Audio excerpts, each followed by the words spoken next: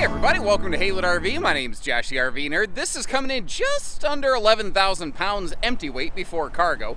It is an Eagle 321 RSTS. And this is an interesting one to me. Now looking through this RV, I was able to determine a couple things. First of all, the previous owners had some more specific uses, tastes, and preferences, which we'll get to in just a minute, and there's nothing wrong with any of that. And secondly, it was ordered as an absolute base model by the original selling dealership. We didn't sell this specific trailer from Haylett RV. We sell the Jayco Eagle all the time. But there's a couple things on this that we would have probably added that aren't here. And just because I know so many people, they get kind of accustomed to seeing things a certain way from us, I want to make sure I point some of that out as we go. Now, a few quick notes for you right here. The folks dismounted and remounted the freestanding table a little bit more perpendicular so they could enjoy an awesome view out their door side windows over here, of which you might notice this RV is flooded with campside windows, which is one of my favorite things. If you don't like this, if you want it back so that you can put 4 chairs around it, because the 2 guest chairs you'll see later are still under the bed, well, that's an easy thing to do, thankfully. There's no trouble there. Over here, in the recliner area, you notice this is made back when they were still doing standard recliners before they had adopted theater seating. One thing I noticed that makes me kind of think, well, there's 2 spots I've spotted. I think, I wonder if these folks had some pets. Down here, it looks like maybe Mr. Kitty sharpened his claws. I don't see a whole heck of a lot of that going on over here. And I've noticed there's 1 or 2 spots where I've seen a couple little hairs kind of flying around. Now, a lot of times we will go through and we'll clean a used RV for somebody before it goes out for sale. This RV was literally just unhooked from the previous owner's vehicle. So I like to kind of get out here and record things sometimes when they're not totally spick and span. I get that this could look better, but I think that if I were shopping, I would want to know as much of the history as I could. And this is stuff that gets, in a sense, wiped away. Originally, back here, was a trifold hide-to-bed sleeper sofa. I don't know where it is now. I just know it ain't here.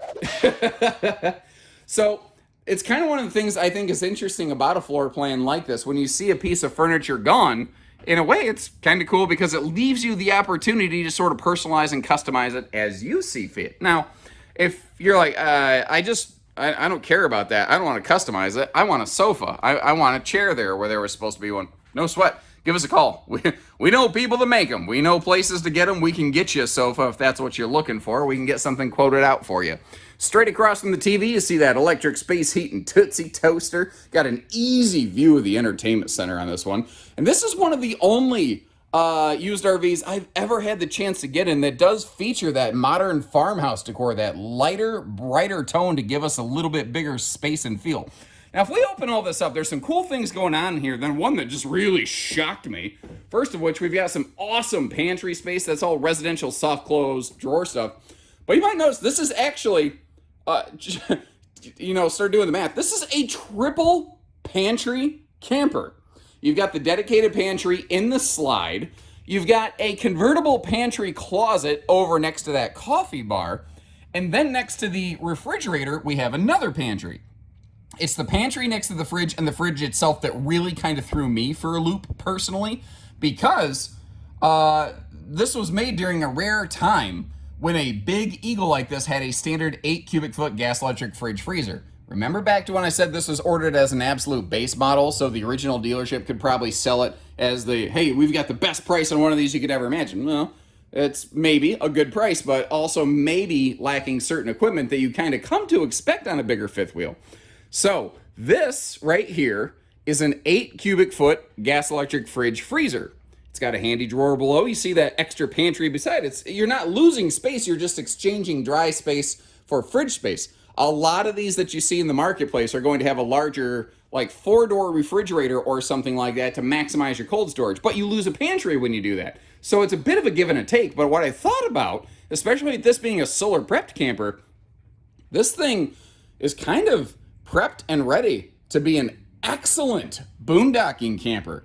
One of the other things that kind of made me feel that is it is a 50 amp camper, but again, back when this was made is when these were still a single centralized air standard. Now, you could throw a second air conditioner up in that vent up there, but as we're looking at it currently, this is a 15,000 BTU single air centralized system. Previous owners had a queen bed in this, I can tell because it still has the side stands. It is sized for a 60 by 80 queen, which obviously the mattress is not here. But you know what I hear from a lot of people? I hear people say all the time, well, I don't really care about the used RV mattress because one of the first things I'm going to do is take that out of there and replace it. Okay, fair enough. I could respect that. So this one's already, someone's just done you the service of getting rid of the mattress first so that you don't have to wrestle with it. Now, kind of like that sofa though. If you're like, that's all well and good, dude, but I'm not looking to play home redecorator. You know, I don't live on HGTV. I just want to go camping a little bit. I need a mattress in it. No sweat. You give us a call. We can get a mattress put in this thing. Now, like I said, it is sized for a 60 by 80 queen, but if you wanted to remove those side stands, you could bulk that up to a 70 by 80 king. And again, those two little chairs for the guest seating there, obviously still with the trailer, which is nice. Now over here in the bathroom, this is a sliding pocket privacy door. Some awesome countertop space around here. And I forgot to flip the switch, but that is one of those cool backlit morning mirrors. I really actually suspect these folks did some serious boondocking, dry camping, because like the way that all the vents are plugged up to help keep the heat out of this, my guess is they probably, because all the shades were also drawn when I got in here, and that's a way that some people will help keep the temperature down in the camper. I got a feeling these folks like to get off grid, and they spend most of their time on, you know, battery power. Maybe they had something like a portable generator that they brought with them. Just a guess, a hunch, and a suspicion that I had by looking at this. There's no Carfax for camping, so I try to do CSI for camping so that you have, you know, a little bit of an idea what you're getting into on one of these. Sometimes, though, things being big and bulky can kind of be a benefit. Smaller is lighter and more accessible, and when you don't have a giant refrigerator, that means the fridge is always accessible with the slides closed. And I'm pretty sure these folks did some serious traveling. So this RV with the slides closed is a snacker napper crapper. Snacker napper crapper, travel stop friendly RV. Now, if you look down on this big baggage door that we're going to go past here, you'll see one of those U.S. maps where you can track your progress in your travels. I like to leave those on there, actually, on used RVs when people do that, as just another guideline so you can see kind of how much they have gone down the road. Now, this one does ride on Goodyear Endurance radials. You've got a MORryde shock dampening CRE 3000 suspension assist system right there. So it is something that is made to be nice and towable. The roughly about 35, 36 foot length is also an awesome target for towing. This would make, I think, a really good pairing for a 3/4 ton truck. People who don't want to step up into a 1 ton, but you still want that big living room, that big bedroom slide experience, all those door side windows, the double power awning. We can get all that on here. Folks added one of those handy sewer hose caddies, and another thing on the back here, you see a little 2-inch receiver hitch, and this is going to kind of throw some people off. If you look below that, you see a pair of rear manual jacks, and there's a lot of people who are immediately going, no way. There's no way I get into a big fifth wheel like this without like auto leveling or whatever. Well, good news. The RV does have the factory 4-point automatic leveling system on it. You can actually see one of those jacks kind of peeking down just behind the tires under the slide there. What these folks did is they then took that package and they added a pair of manual jacks to the back of this just to help take all that herky-jerky wiggle-jiggle out of the thing so that it feels a little more sturdy and stable at your campsite. Now, naturally, I knew I'd do this to myself. I meant to have this big baggage door open so you could take a look at the basement compartment. Pardon me. Drives me nuts when I do stuff like that, and the good news is I only do it all of the time. Okay, so we have an enclosed, privatized, heated, protected docking center. This RV is what people would often refer to as 4 seasons, where it's hot, cold camp rated. And this is kind of interesting. I think this is probably like a fishing pole holder, but they just took some simple, like residential lattice work, and, you know, you just slide stuff through it.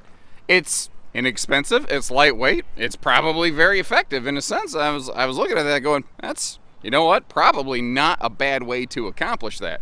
Now, I haven't noticed, like the RV could use a bath, but I haven't noticed any sort of like, you know, dings or bangs or blemishes out here. So it's been towed a lot, but it hasn't been banged around, which is nice. One other thing I could see on this, without even seeing that US map, I was able to tell you that this RV has seen some towing, just off the condition of the nose cap. Now, the RV does have a, well, originally a 3-layer painted nose cap. When you tow this thing down the road a lot, though, like, have you ever just held your hand outside the window when you're going down the highway? Then, like, after a couple minutes, your hand kind of starts to feel, like, tingly and almost raw. It's because it's literally getting sandblasted by all the particulate in the air. Well, unfortunately, the nose of this trailer doesn't have the luxury of just pulling its arm back into the vehicle, and it just sits there and takes the brunt of it. So some of that clear coat has been ground off of here, which is why it has, like, a little bit different sort of tinge to it, I suppose. Up front here, there's actually room for 4 batteries if you're so inclined. The folks left their previous battery on it. And again, just so you can see it, we are all that enclosed heated underbelly hot cold camp rated stuff. Now there's a couple things you need to see on the roof too. So overall, the roof looks pretty good up here. The membrane looks healthy and everything. I noticed the TV antenna is missing. Evidently that got taken off by something. Although, what I wanted to point out by that is the fact that you can see it hasn't been completely smashed up. My manager has advised me that is something that we are going to get replaced for you. So the RV we're looking at right now doesn't have the antenna there. Our intention is, by the time you take it home, it will. Now this is 50 amp, it's second air ready. So again, if you want to sacrifice that front vent for an air conditioner, that's something we can do here. And if you are also interested in getting off grid, I tell you what, sometimes smaller does have benefits. That smaller refrigerator, if you add some solar to this thing, it would be able to keep that fridge up and running, especially being a smaller 2-way fridge, very easily. So let me know what you think about something like this. Like, do you like the opportunity of being able to go through and kind of personalize and upfit, replace some things as you see fit? Or even in the used market, are you more looking for something that's like, I'm just looking to turn the key and go camping kind of thing? I respect it either way. I'm just kind of curious more than anything. If this looks like something that might work for you, if we need to, like, if you're like, yeah, I wish it just had a couch or something, give us a call and stuff like that. You know, we're a dealership. We can get a hold of couches. If that's all you need, let us know. Short of that, take care, stay safe, have fun, and happy Haylett camping, everyone.